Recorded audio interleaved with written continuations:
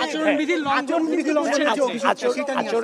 লঙ্ঘনের যে অভিযোগটা আপনারা করছেন, আমি ভীতি প্রার্থী প্রার্থী যেটা করছে সেও কিন্তু নিজে এখানে সকাল ধরে এখানে দাঁড়িয়ে আছে। আপনারা করছেন না, ঠিক করছেন।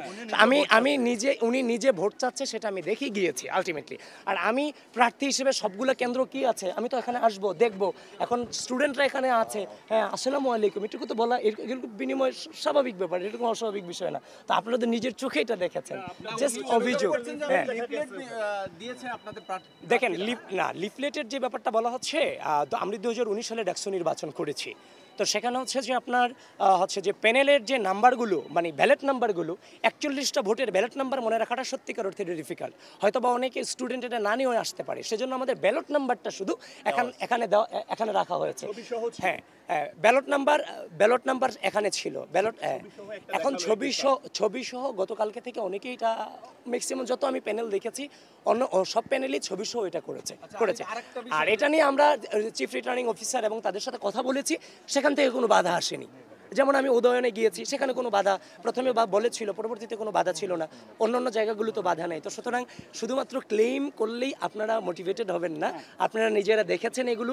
যিনি আপনাকে অভিযোগ দিয়েছে তিনি সকাল থেকে সুফিয়া কামাল হলে নিজের প্রচারণা করছেন এখানে দাঁড়িয়ে। এখানে কিন্তু প্রশাসনের পক্ষ থেকে মাইকিংও করা হচ্ছে, 100 মিটারের মধ্যে কোনো প্রার্থী প্রচারণা চালাতে পারবে না। আমি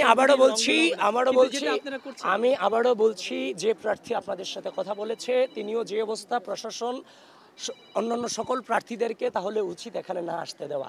আমি ভিপি হিসেবে আমার সবগুলা কেন্দ্রে ভোট প্রপারলি চলছে কিনা সেটা দেখার দায়িত্ব আমার না। এবং কেন্দ্রগুলোতে তো আমার অ্যাক্সেস পাওয়ার কথা ছিল, তাই না? আপনারা তো গত নির্বাচন করেছেন, কেন্দ্রগুলোতে অ্যাক্সেস এখনও পর্যন্ত আমি হচ্ছে যে আপনার রোকেয়া হল টিএসসির যে কেন্দ্র সেখানে আমি অ্যাক্সেস পাইনি। তারপর হচ্ছে যে উদয়ন যেখানে আছে সেখানেও আমরা অ্যাক্সেস পাচ্ছি না। জানি না, তারা বলছে এখানে নিষিদ্ধ।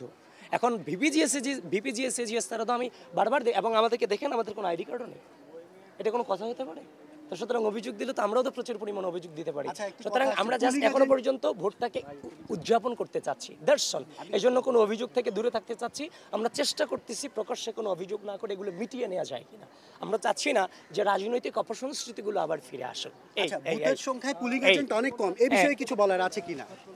পুলিং এজেন্ট নিয়ে বিশ্ববিদ্যালয় প্রশাসন হচ্ছে যে আপনার কিংবা নির্বাচন কমিশন হচ্ছে যে তার যথাযথ যে বয়ান, সে বয়ানটা এস্টাবলিশ করতে পারেনি। তার প্রথমে বলেছিল প্রত্যেকের 8 কেন্দ্রে 8 জন করে থাকবে। এরপরে আবার তারা হঠাৎ করে সিদ্ধান্ত পরিবর্তন করে বলেছে এক প্যানেলের শুধুমাত্র 8 জন থাকবে।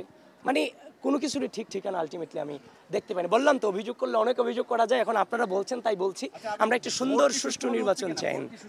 এখনো পর্যন্ত উপস্থিতি দেখছি, আরেকটু সময় যেতে দেন, তারপরে বলবো। Thank you sir.